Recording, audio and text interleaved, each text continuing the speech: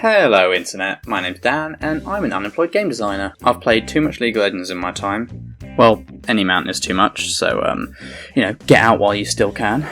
So like the very sane person that I am, I've designed a bunch of my own champions and a load of fan rework for the existing ones. Those have all been sat on my website for a while, where nobody sees them because reading's for losers. So, to try and get some crumb of industry attention, I'm turning them into snappy, fun, exciting videos, starting with League's best boy, Warwick. Because I've got to capitalise on the hype of Arcane Series 2. This is everything wrong with Warwick, and what I would do to fix him. Yes, I know the title's misleading and inflammatory, but I gotta get views, and I don't know how. Now, I'm not saying Warwick's weak, that varies patch to patch. I'm also not saying he's a terrible design and I hate him. I actually really like Warwick, and that's why I care enough to make a video about him and put it on the internet. Being a Chemtech-fueled cyberwelf is really cool, I just think it could be even better. Right now, Warwick's this really ferocious, self-healing bruiser, he's great at chasing down weakened enemies, that's a really fun playstyle, but he's got some glaring issues. First up, he kind of scales with every stat, but only a little bit, meaning that his scaling ends up being absolute dog shit, so he can't keep up in damage or survivability in the late game. He's also the only jungler in the modern era with no form of built-in AoE. Okay, there could be others, but I haven't checked, so don't sue me. That, and his whole AD scaling magic damage gimmick really limits his build options. My aim with this rework is to improve his jungle clear, give him some more scaling and some utility, and basically just streamline his kit so it feels less clunky to play. Let's start with the passive. Currently, Warwick's passive is Eternal Hunger, but I'm turning that into an active, so we'll talk about it later. I'm swapping it round with his current W, Blood Hunt. So I'm turning Blood Hunt into his new passive. Currently, Blood Hunt grants movement speed and attack speed passively against enemies who are below 50% HP. And it gives you a little trail that you can follow around, which is kind of cool. This buff then jumps up massively on enemies who are below 20% HP, but the move speed is then lost for half a second when you enter champion combat, and it builds back up over 3.5 seconds. If you activate Blood Hunt in its current state, then you get the buff against the nearest enemy champion, regardless of their health, for 8 seconds as long as they are in range. I'm converting this into a full passive because most of it's passive already. It's basically a bit of a waste of an active slot. Doing this makes more room in his kit for a more impactful active on his W. So here's the new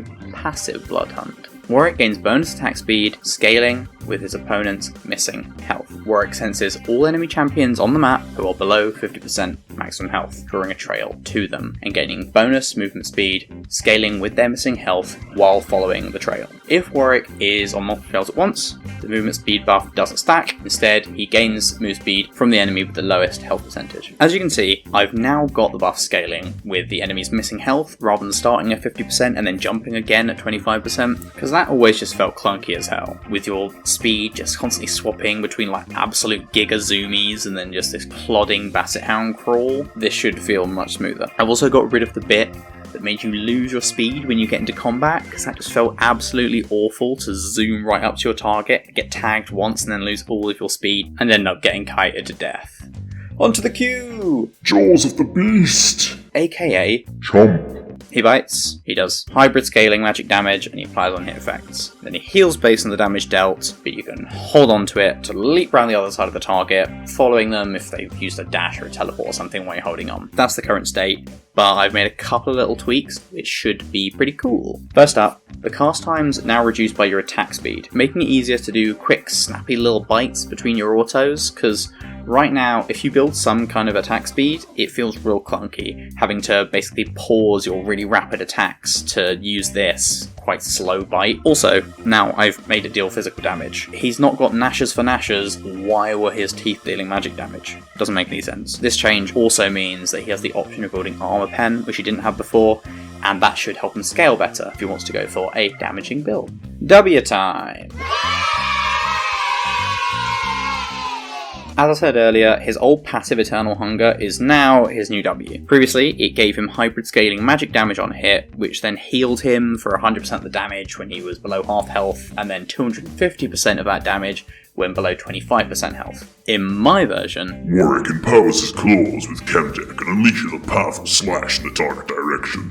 Enemies either side of him will be hit by one claw. Enemies in the direction he is aiming are hit by both. For each claw they're hit by, enemies are dealt physical damage scaling with Warwick's AD and AP and I can't do that anymore.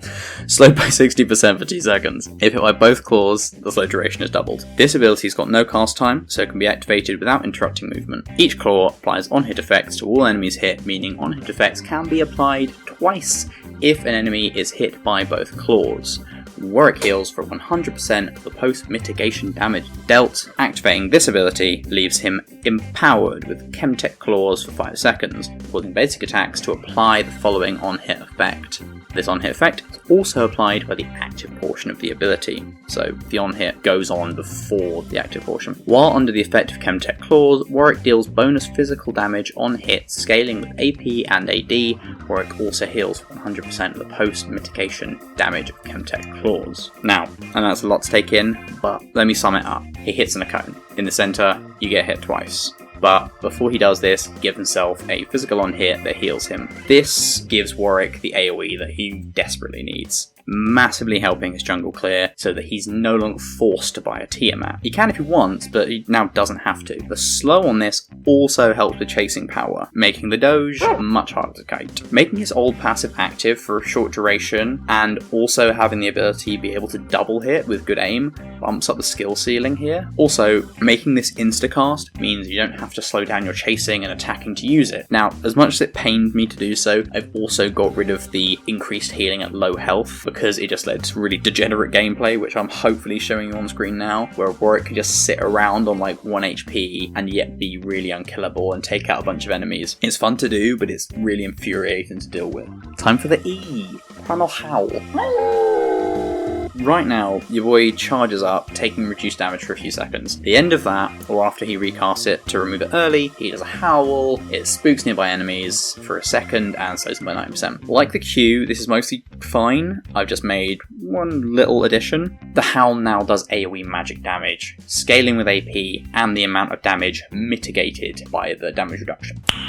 Nice. Like with the W, the AoE here is to improve your jungle clear. Unlike the rest of the kit though, this scales with AP, so it doesn't do loads of damage with a conventional AD build, but it does open up options for a bit of build variety. I've also snuck a bit more skill expression in here too, since having the damage scale with the damage mitigated encourages Warwick to keep that up a little bit longer, rather than just immediately recast it as quick as possible for the fear, like he often does. This also gives a chance for more skill expression from the enemy, since they can avoid the damage by not hitting Warwick while he's got his mitigation on. I've also sneakily removed the bit where you had to wait a second with the damage reduction up before you could recast for the Howl, because that just felt really clunky and slow. Being able to double cast for the insta-fear would be much more fluid and should make his early ganks a lot better.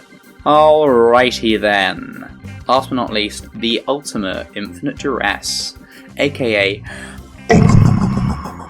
currently, Warwick jumps, stopping on the first enemy hit, knocking them down, and then channeling for 1.5 seconds.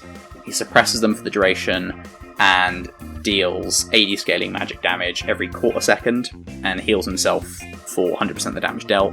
It applies on hits 3 times over the duration, it applies lifesteal, and the range scales for move speed. In my version, the jump's the same, the suppress is the same, but the damage is dealt real different. Now, while suppressing his target, Warwick gains greatly increased attack speed, can break the attack speed cap, and continually basic attacks his target. This ability is super iconic and really effective, so I didn't want to change it too much. However, the existing version does have issues. It encourages you to build on hit since it applies them, but then it also discourages you from building attack speed because you only quote unquote attack 3 times over the duration, regardless of your attack speed. This has the same issue as the old Q. On hit sounds appealing since your abilities apply it, but attack speed kind of sucks because you have these slow cast casting abilities which interrupt you attacking. With this new version, instead of dealing constant damage and applying on hits a few times, you just attack a bunch of times, simplifying the ability, allowing the player to feel as though they're getting great value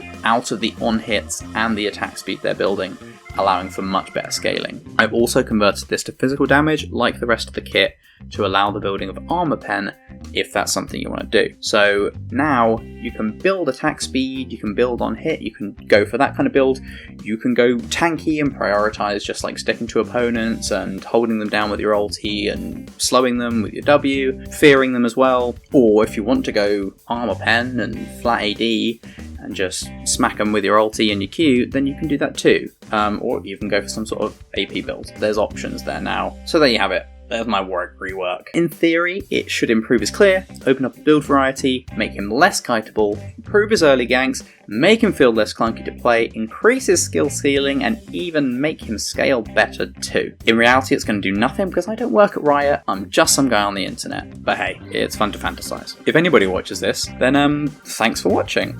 If nobody watches this, then